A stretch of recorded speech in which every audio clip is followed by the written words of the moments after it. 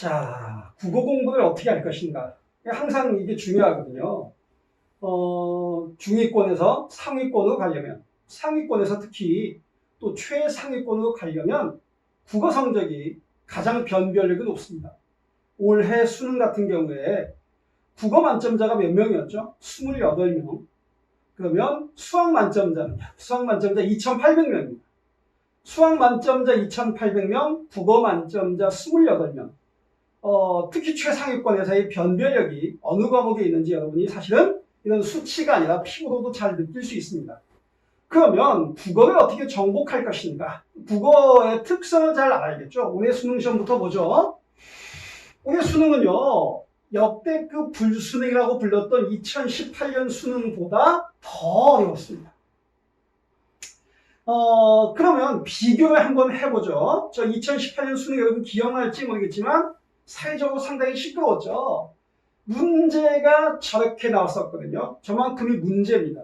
지문은 훨씬 길죠. 지문은 써있지만 잘 안 보이시죠, 여러분? 지문은 모두 7개의 문단이었고요. 글자 수, 공백을 뺀 글자 수만 모두 2,000자 정도였습니다. 올해 수능에서 가장 어려웠던 문제. 지문이 이만큼이죠. 이게 여러분 비교가 되는지 잘 모르겠지만 화면에서 오히려 글씨 크기가 이쪽이 더 커요. 그런데 비슷하죠? 지문은요. 지문은 1,100자 정도. 거의 2배에 가깝죠. 그런데도 못 풀었다 이겁니다. 자, 제가 비교하는 이유를 아시겠습니까, 여러분? 2018년 수능보다 더 어려웠다던 올해 수능. 문제를 비교해보면 2018년 수능이 훨씬 더 어려웠던 문제처럼 보이죠. 그런데 왜 학생들은 점점 문제를 못 푸는가? 무엇이 학생들을 어렵게 하는가? 이걸 보면 알 수 있겠죠, 여러분.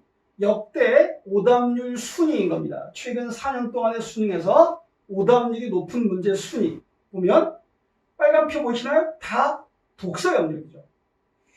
우리가 가장 고3이든 재수생이든 가장 수능 공부, 국어 공부에서 가장 많은 시간을 투자하는 부분은 어딜까요?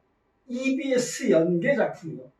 그런데 문학은 이걸 범위를 넓혀서 오답률 10위까지 범위를 넓혀도 지난 3년 동안의 수능에서는 10위권 안에 한 문제도 없었고요.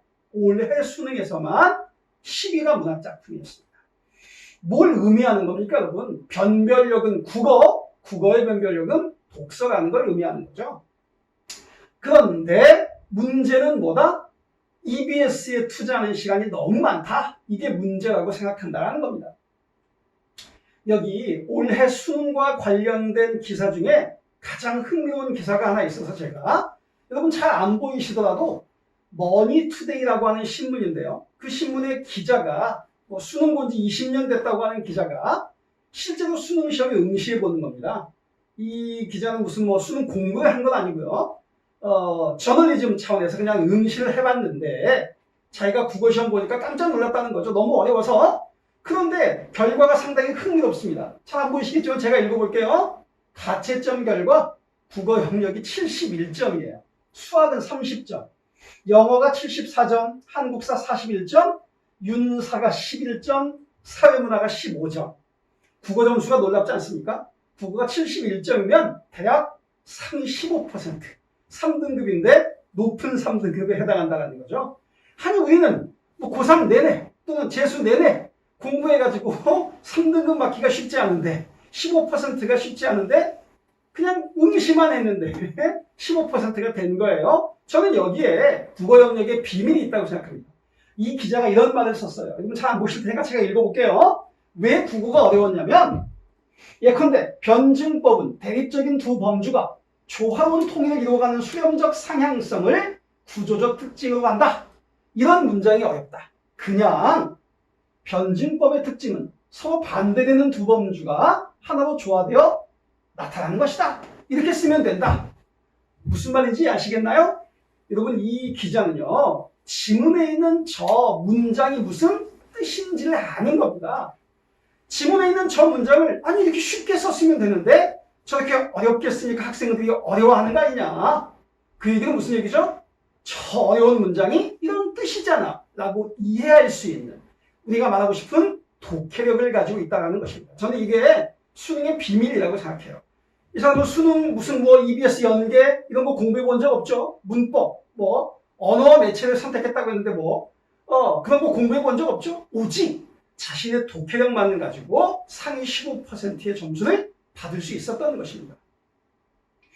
EBS 연계는요, 자, 올해 수능 문제와 평가원에서 공식 발표한 이 문제를 연계했다고 하는 EBS의 대상 문제. 잘 안 보이시겠지만 딱 봐도 전혀 다릅니다.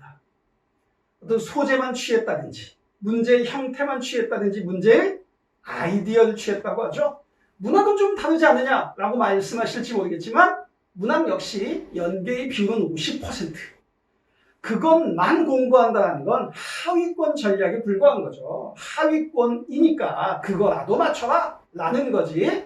상위권, 최상위권으로 도약하려면 EBS 플러스 알파 비연계 작품에 대한 공부가 반드시 필수적입니다. 거기에도 뭐가 중요하죠? 문학 작품을 읽어내는 독해력이 중요합니다.